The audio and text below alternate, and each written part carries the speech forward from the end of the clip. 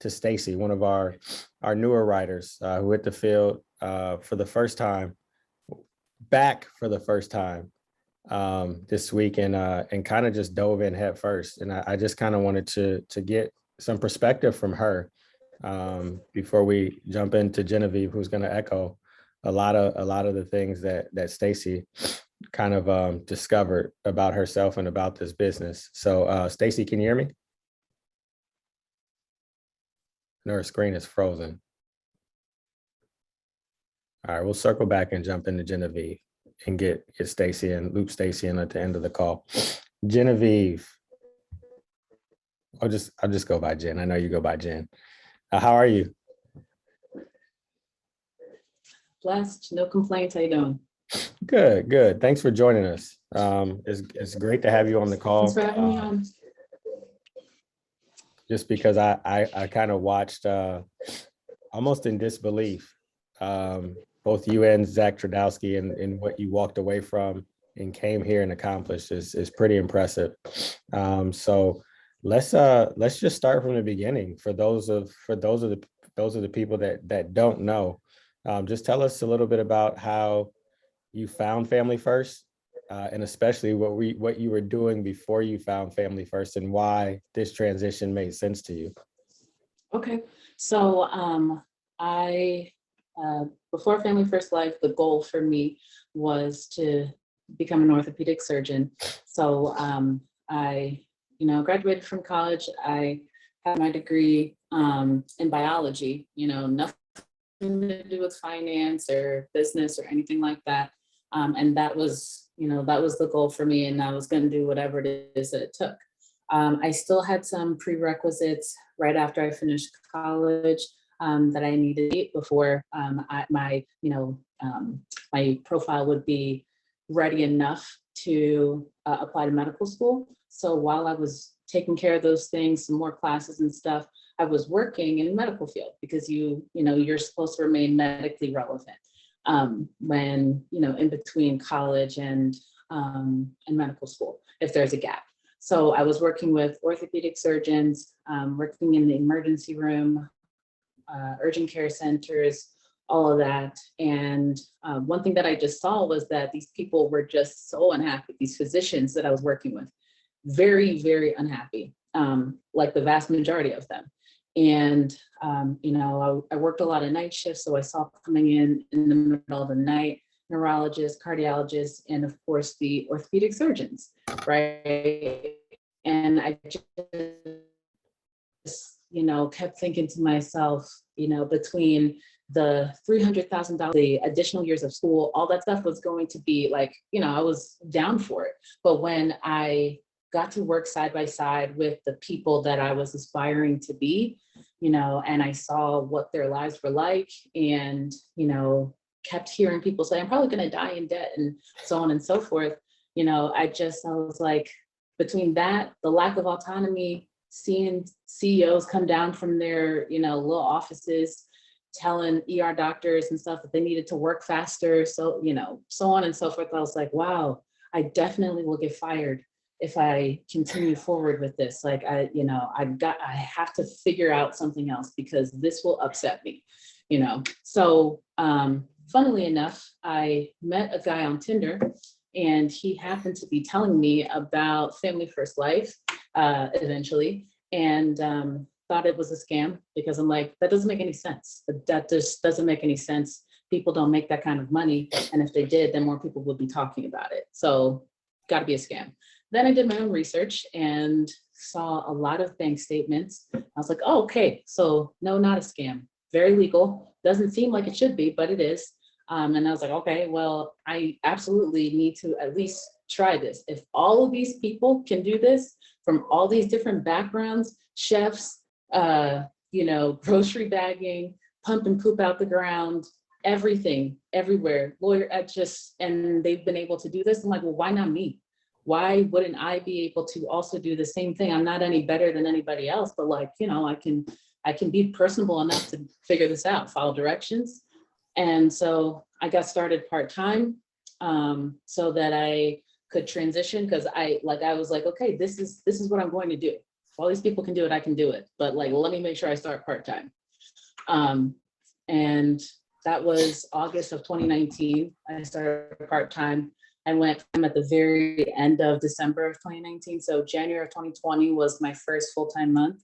And essentially, you know, fell on my face a bunch of times, made mistakes, learned from my mistakes, plugged into the training, talked to people who were winning, what it was that I was doing wrong, and corrected what it is that I was doing wrong, and, you know, hit Hall of Fame. So that's me. So everybody go download Tinder right now, and start recruiting, and don't be afraid to talk about it. And if they doubt it, send them one of Jen's recordings, because I'm pretty sure in every one she talks about Tinder. So that'll edify it for you. So walk us through that transition. You walked away from being an orthopedic surgeon, jumped into this part-time, fell on your face a bunch of times. Like, why didn't you just, because Crazy, but it's true. highly intelligent, obviously, why didn't you just go back to your other path, because you knew it was all but guaranteed, instead of continuing down this path where when you kept falling on your face? What was it that kept you going? And what kind of influences and things did you have that allowed you to continue to pursue that?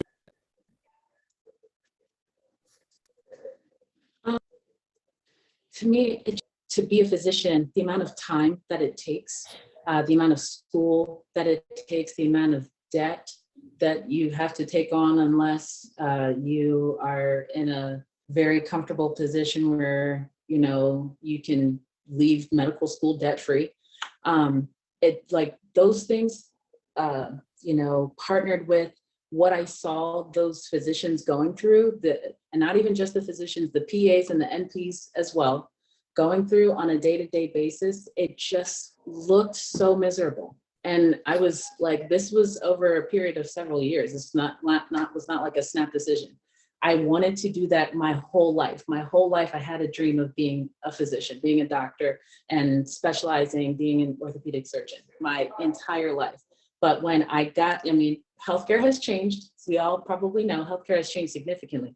But when I got to the point where I was actually working side by side with them, and I saw what it is that they went through on a day-to-day basis, that could not be my life anymore, especially just thinking about the fact that, okay, I graduate and finish, you know, residency and stuff like that in my like mid 40s or whatever, whereas everyone else that I graduated with, who went to business school, who has their insurance license, who own their own businesses, anything else, they've been making six figures, you know. And then I was going to be, you know, paying off these student loans until I'm 80, right? So that I could leave my family in the middle of the night to go take care of other people's families. Like, you know, it's essentially guaranteed. And yes, eventually I would have paid off the student loans. And maybe if I was more aggressive, it wouldn't be until I'm 80, maybe it would be until I'm 70, something like that, whatever. But, you know, it just, I did not want that life anymore, regardless. And on top of that, working part-time, working for myself, never having to ask anybody anything, not having to like ask for vacation if I want to take it, not having to like beg somebody to give me a raise, being able to take control over what it is that I have by simply going to work, working hard. As long as I have leads, as long as I have people to see, like, I'm good and I'll be able to make as much money as I want to make, right? Knowing that that is what it is, I was like, okay, I already made more in, you know, in one day than I typically would make in 2 months.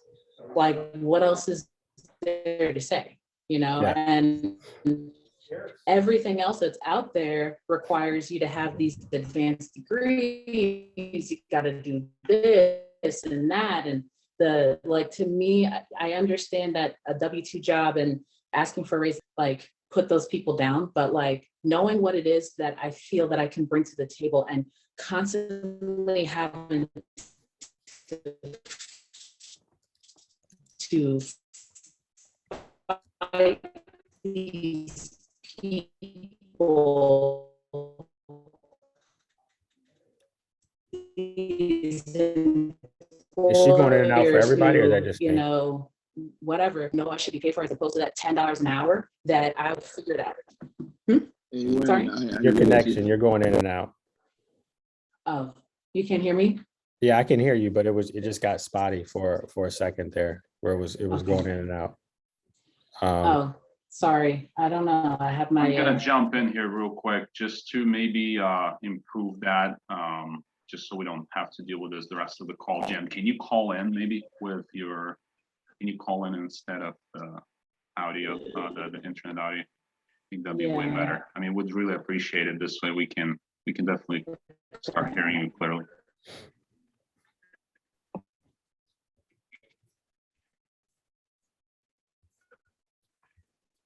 Okay, yeah, let me try to do that.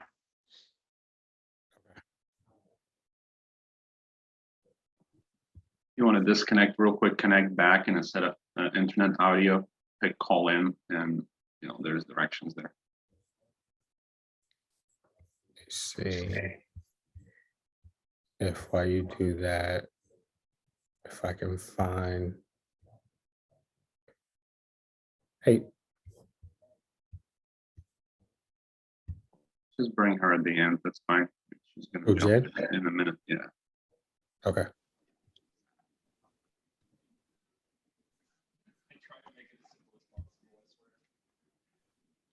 She's there already. Let me just let her back in. Sorry, Stacy.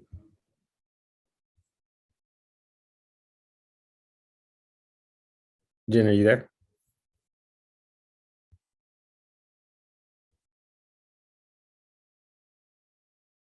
I don't think our audio is connected yet.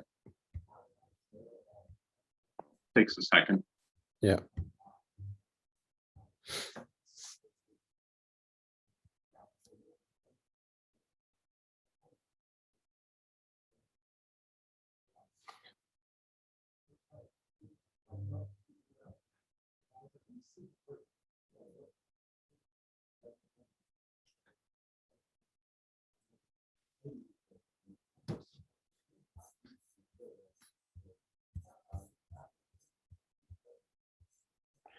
Let's see. While we wait on Jen. Jen, just holler when you can hear us. Hey, Stacy, can you hear me? Yeah, can you hear me? Is my connection better now? Yep, it's much better, much better. Awesome.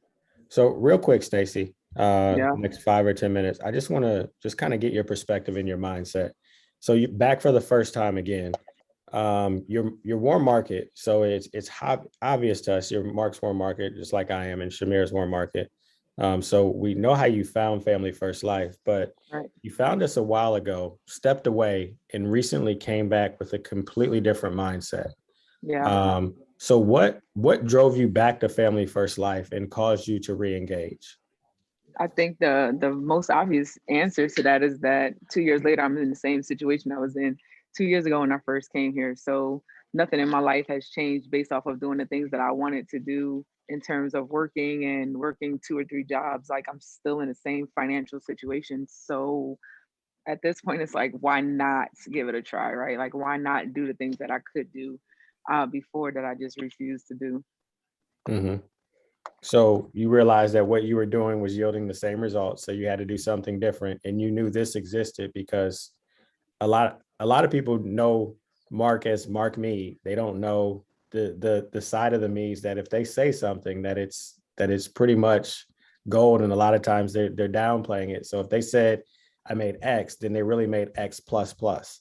Right. Like So I've known Mark. I think I've known Mark for 30 years. I've known Shamira for 29 years. So right.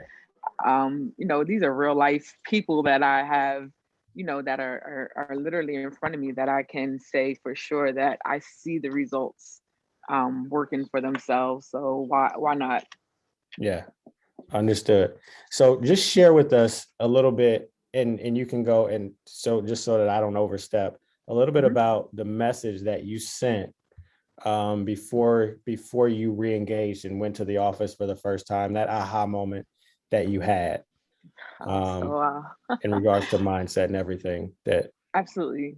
So I was I was having a conversation with a few friends, and we were discussing a program we had just recently completed. And, while I was doing that program, I was laser focused on my goals. And I was like, once I'm off of the program, something was wrong. So I'm like, I need to go back. I need to get back to how I was focused. And they were talking about it, but they were like, oh, let's do a modified version of it. And then I was like, modified, like, and then I'm like, in that moment, it hit me like, I don't want the alternative anymore, right? I don't want the other option. Like, I don't want there to be another option, right? Like, anything that I do, I want to make sure that I'm doing it, and I'm doing it the way that it's supposed to be done, not the alternative, not the other option. I don't want the fallback. I don't want the safety net. Like, the 9 to 5 jobs, the multiple jobs that I have, those are all my safety nets. Like, I don't want the safety nets anymore. I want them removed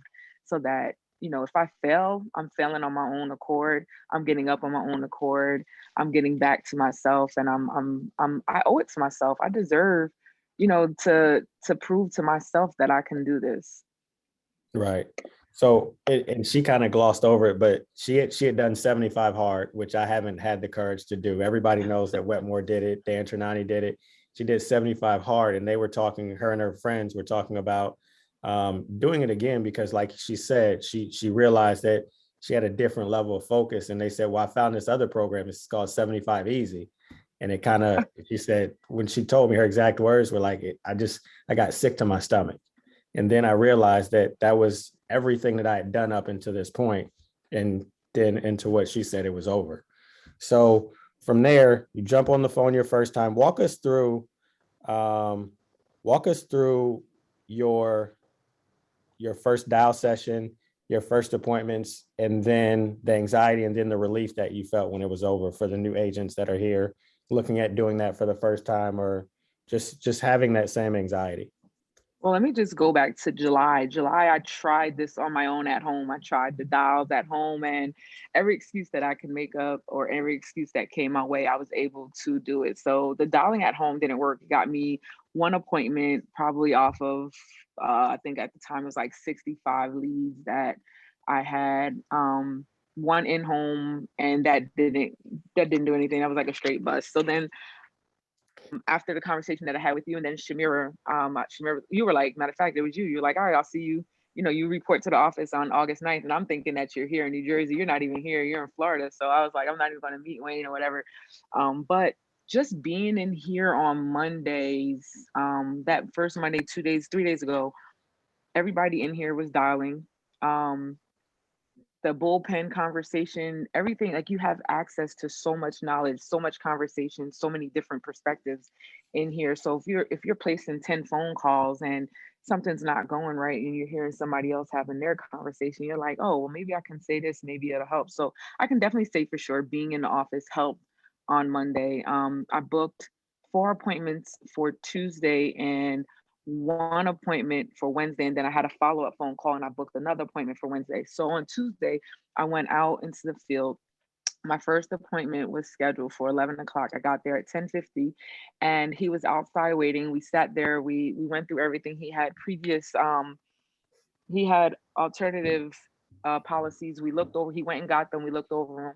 I promise you, I was there for 3 hours, and it was the best 3 hours because I was patient, he was understanding, and vice versa. I didn't know everything. I thought I needed to go into this knowing everything, having all the answers. Shamira was super helpful. She was on the call if I needed anything, but just the patience. So, there was a point in time when he was gun ho on, no, I'm not because I can't use my credit card. And then, we talked around that, we worked around it, and finally, I ran an app for him, and we didn't get approved for what we thought initially he would get approved for, but he got approved for additional policy, which in his eyes was what he wanted. He needed something that was going to be a right here, right now, instead of a 2-year wait period. And that's what he was looking for, and that's what he got. Um, I was like 45 minutes leaving there, 45 minutes late going to my next appointment. So I missed my next appointment. I had a few door knocks, got 2 new contacts from that, and then I reported to my last appointment that day. the storm started coming here, and he was anticipating meeting outside. And so when I got there, he's waiting outside, and I'm gonna run into the house, and he was like, no, he was like, there's nowhere for us to sit inside, and I don't want you out here drenched. He was like, let's reschedule for another time next week. And I was like, awesome. So I just followed that up with a phone call.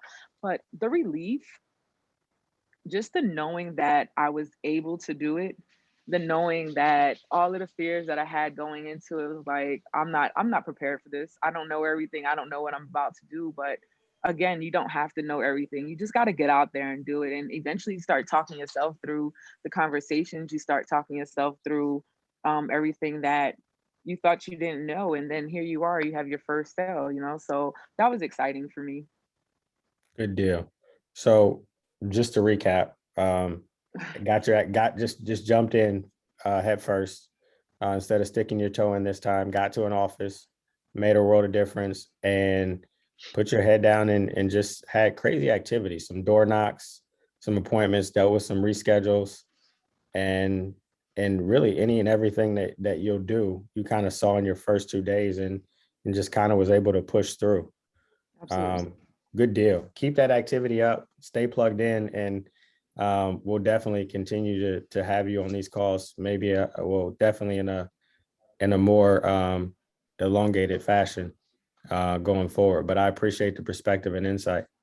Thanks, Wayne. Thanks for having me. No, thanks for jumping on. Genevieve, you there? Jen, sorry. Yes, I'm here, and you can call Okay. me Genevieve. It is my name or whatever. Yeah, I know. So, Good deal. but So yes. when we left off, you had told us the why. Now Mhm. walk us through the what. What did you do specifically when you were part-time? What did that look like? Leads, dials, appointments. And then how did you know when it was time to transition to full-time? And then, I mean, Hall of Fame in your first year. I think I was 3 years in, maybe definitely at least 3 years in the first time I even sniffed Hall of Fame. So help us out. How do we do that? Okay, so part-time, I had to just make it work as far as scheduling goes. I was running a handful of appointments in the evenings after I would get off from work during the weekday, and then I would run all day long on Saturdays and Sundays. As far as leads went, when I was just getting started, I just bought everything that I could get out of the CRM that was in my area, and I just made that work. I was definitely nervous to start dialing the phones, even after I had spent, $2,000, my first lead purchase, to buy a bunch of leads. I was nervous to dial those leads, but at the end of the day, I was like, okay, first of all, you just paid money for these leads. Like, what do you look like not dialing them? That's the dumbest thing I've ever heard. And then number two, I had to switch my mindset of I'm not bothering these people, and remembering that I literally used to work in the emergency room where people die every day in front of me, and understanding that if I don't do my job, somebody is going to die and they're not going to have coverage, and it's going to be a complete hardship for the family.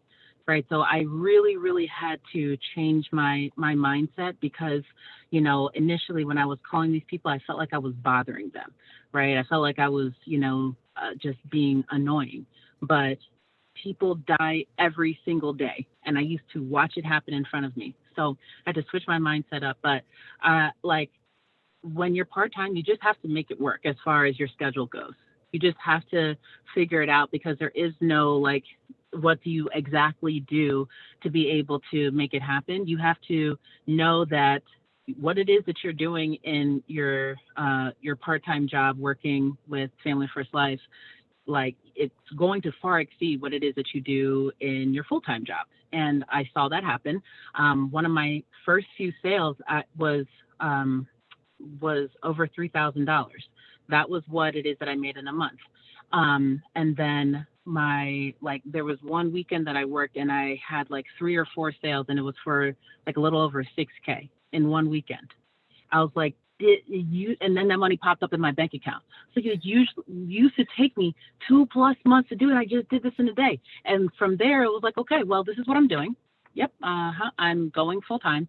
The only reason that I didn't go full time sooner was because my full time job that I had at that time, not the ER job, but my full time job, because I was working 2 jobs. I actually liked those people, so I transitioned out, and I was also in the middle of buying a house. You know, banks don't like self-employed people or anything like that, so you can't just like up and leave your job when you're trying to close on a home. So, yeah, so I knew in like literally September that I was done doing everything else and I was going to be going full time in at the end of December. So then when I did go full time, you know, I was doing a lot of setting fake appointments. I thought I was setting real appointments, but in reality, I was not tying it down at all. I was having all these no-shows, and like this was like right when I was going full time, right? So safety net is gone because I'm not getting any more checks from my full-time job, and I don't work, you know, part-time in the emergency room anymore. So I was like, okay, well, I need to figure this out. Like, I need to figure it out because like my money is not coming in from my, you know, my safety net anymore. So because I know how this works and I listen to training and pay very close attention to it, I heard Paul McLean and Matt Smith say over and over again in these videos, if you have a no-show problem, you have a phone script problem. So I was like, okay, so I need to change up my phone script. So I changed up my phone script, just like made small adjustments here and there so that I could, you know, tie the appointments down better. And I got to a point where I was like, okay, it doesn't matter if I stay longer on the phone and those people hang up. I would rather take a longer time on the phone booking an appointment than I would, you know, trying to set something up real quick and hoping that that person is actually going to be there. So that was a really big deal for me. The other thing that made a difference was changing up my ratio when it came to leads. We didn't have instant internet leads or anything like that when I was just getting started, but you know, we had all the, yeah, or any of that stuff. Well, it was just like all Facebook and then no internet leads and then just age stuff in the CRM. That was it. So, but when I started changing my ratio of like mortgage protection to just final expense, I started seeing, you know, higher premiums and stuff like that.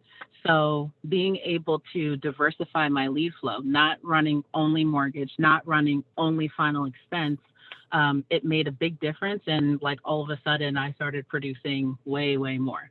And I also made sure to keep things consistent. My dial days were consistent. My lead flow was consistent. My lead purchases were consistent. So all of those things made me go from continuing to fall on my face to walking upright. So Okay. So you mentioned that you changed some things in your phone script. Do you remember what you were doing before and what those tweaks were for somebody that might be struggling from the same things? Yeah. Before, I was asking people if they think that they, that they should be there. And I was also offering them like all kinds of times.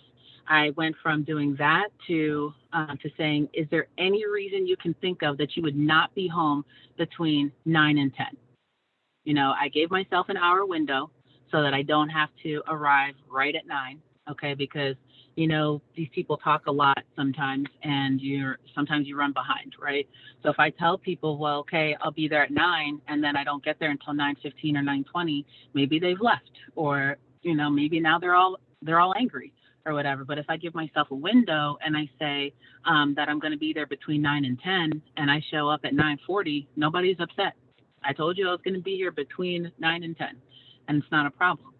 So, that was big for me. And then the tie downs that I was doing, because I wasn't really doing any kind of tie downs, even though, you know, there was there were the confirmation codes and stuff like that. I started moving to giving my state license number, because everybody, like, I feel like a lot of the times people hear the whole confirmation code like kind of across the board and anytime they make an appointment anywhere, versus me saying, okay, I'm going to give you my state license number. I want you to have that so that you can look me up. You know that I'm not a crazy person. So just let me know when you're ready and I'll give you all my information. So now they go from, oh, this confirmation code that I'm going to throw away somewhere to, oh, well, this person's going to come to my house and she's offering me her state license number in a time where all these scammers are out here. Let me make sure I write this down. Most of them are still not going to look me up, but they're going to write down my information and I'm Yeah. cementing the appointment. So then I make them repeat it back to me and I try to, you know, give the visuals, telling these people, yeah, I'm like 6'4" in the heels I usually have on. So you'll definitely know it's me. Like you cannot miss me. They usually laugh or whatever, but like I'm trying to make them picture me walking up to their door. Are there any big dogs that are going to try to bite me? Again, if they have an animal, they're thinking about me coming to the door, their animal or whatever it is, right? Trying to cement so that I've done everything that I can to make sure that this appointment is going to actually happen, that they're going to be there. So, you know, I would say it just completely changed my whole no-show ratio. And like I started setting real appointments. It's very helpful Yeah. for me. That's huge. I think a lot of times as new agents and even as seasoned agents, when we get comfortable, we do just that. We just get comfortable and start going through the motions and end up with these gaping holes where like, oh, I'll just talk to agents. But I mean, it's great to talk to agents, but you also need to keep that volume flowing. So that's definitely uber important to maintain.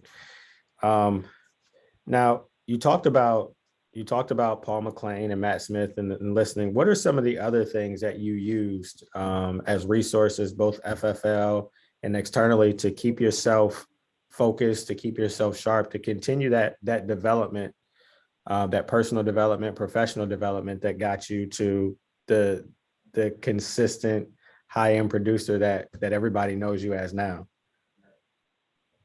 So the podcasts were really important to me. So, you know, in between appointments now, I'm mainly talking to agents. So I can't listen to as many podcasts as I used to be able to, but those podcasts were huge. You know, when I was feeling down, when, you know, I just went, for the day, I had a full day of appointments, didn't sell anything, whatever the case may be, like there's a podcast for it. So it was very, very, very helpful for me to remain plugged in by listening to that stuff, because whatever it is that I've been through, whatever it is that I was experiencing, somebody has already been through it. There's already a podcast for that. So it was really important for me to be able to do that. Outside of that, it was, you know, examining what it was that I was struggling with, looking and finding the people within FFL who were really good at those things that I was struggling with and talking to them, right? Because I knew that I was putting in the activity, like, you know, I have a good attitude about things. Like, I know that if I change something up or if I fix it, whatever, like, I'm going to be good. I know I can do this. There's no reason that I can't do this. Everybody else can. I know I can, right? So let me just talk to somebody who's winning at it. I don't, people who complain, and I don't talk to them. I do not talk to them. We cannot have a conversation because, like, at the end of the day, if you look around Family First Life, there are far too many people who are winning here for me to engage in negativity. And there's no point. It literally doesn't even do anything. It doesn't help, right? You're not going to win talking to somebody who's losing. You're probably going to go further south. So really making sure that I was remaining positive, surrounding myself with people who are positive and people who are winning in this business was really big for me. But that's also always how I've been. So yeah, that was pretty much it. Outside of that, like the YouTube videos, just always looking for ways that I can refine myself and better the things that I'm not all that great at so that I can be better at them. Yeah, the YouTube videos that you're now featured in. Fast forward a year and a half. So you talked about the podcast, and it's a great segue into the next topic. So you basically exploited the system and reached out to people. But before I transition to the next topic, were you ever worried about, you talked about reaching out to those people and finding the people that were good at those things, bothering them? Because I know a lot of new agents, and even I hear it from the agents that work with me directly. I know you're busy. I don't want to bother you.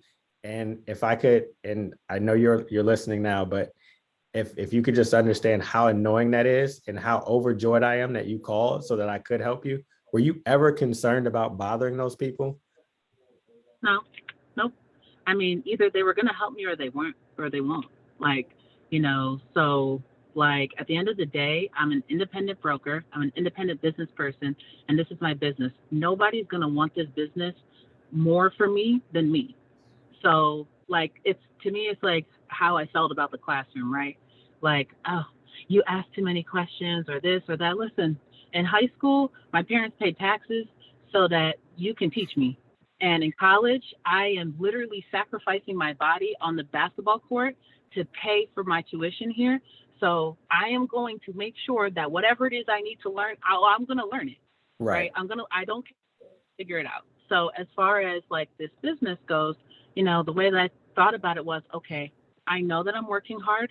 I am putting up numbers, and these people that I'm reaching out to know that I'm putting up numbers. They know that I'm working, right? Like if anybody were to ask me, okay, well, how many dials are you doing? It was never going to be less than 150, 250 dials, right? So they knew it wasn't an activity thing. So if the people that I was talking to, if I knew that it wasn't going to be an activity problem and I literally just wanted, a solution, I was looking for a solution as to how to do something, I just didn't view it as something that would be really annoying, right? It's kind of like when people reach out to me or whatnot, and they're like, hey, I'm having trouble with this, this, and this.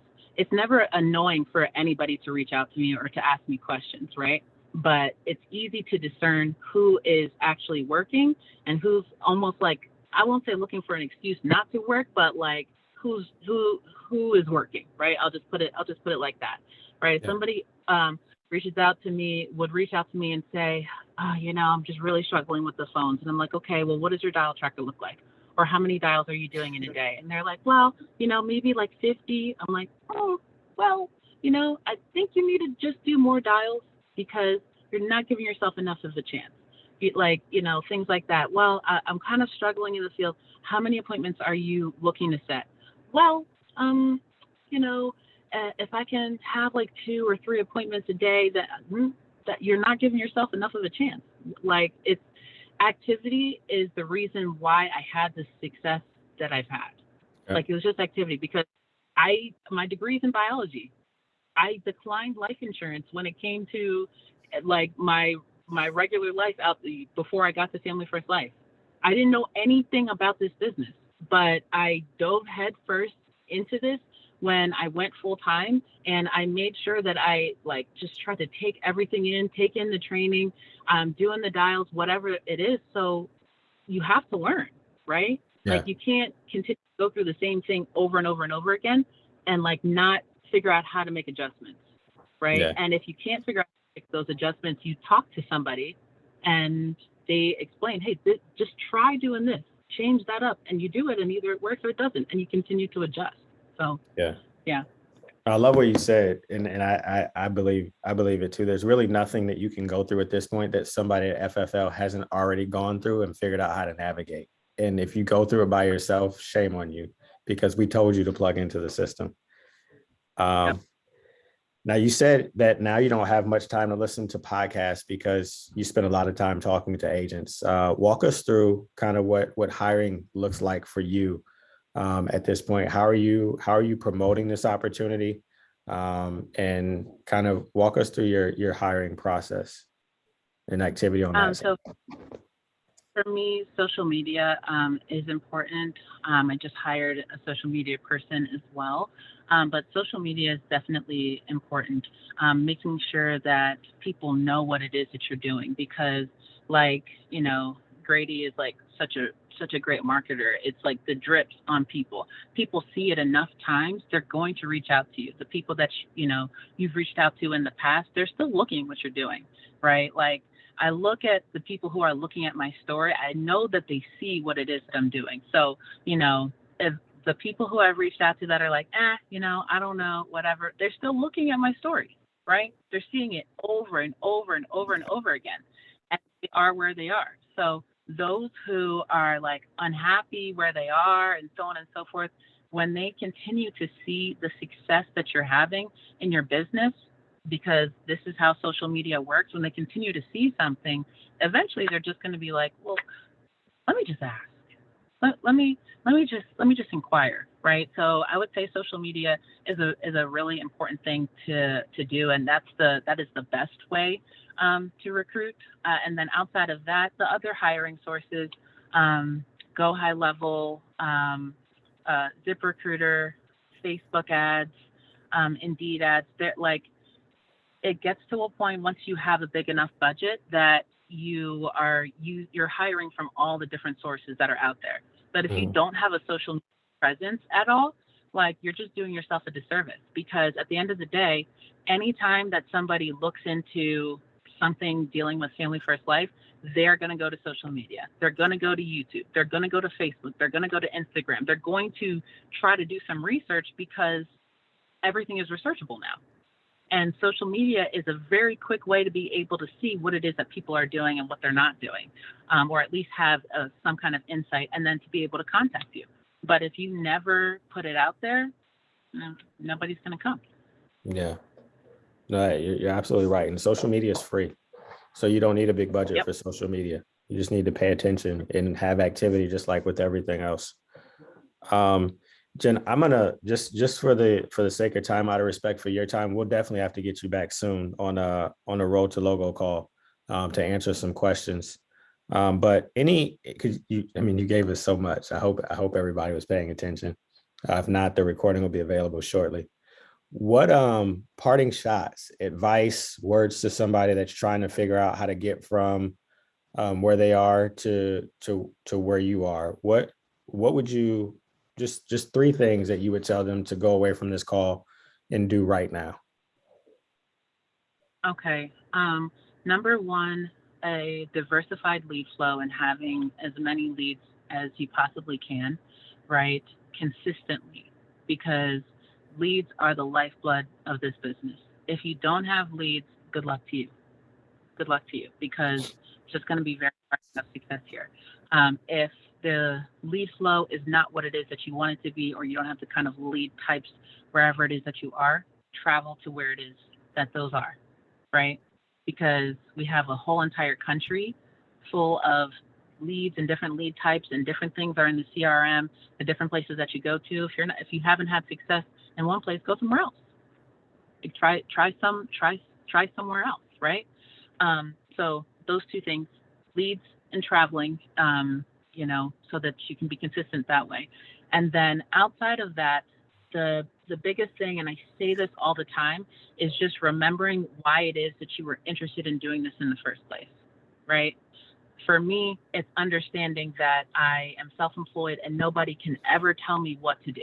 Nobody can tell me what to do. I'm an independent business owner, and I am making a way for myself on my own. I don't have to ask people for vacation. I don't have to ask people for a raise. If I work hard enough and I'm smart, I can have what it is that I want out of my life, right? Yeah. I can retire my parents and build whatever it is that I want, right? But at the end of the day, like, if I really tell myself, well, this is just too hard. What is the alternative? Going back to $10 an hour, $15 an hour? Like, it's not, for me, it's not going to happen. I understand what it is that I have, the kind of opportunity that I have on my hands. And anytime that I think negatively, I just think to myself, well, the alternative is what? $15 an hour, $10 an hour? A boss? No, it's not going to happen. So remember why it is that you started here. And because just like it is for our clients, just like it is for the people that we hire, your why is the most important thing. It will always be the most important thing. So that's it.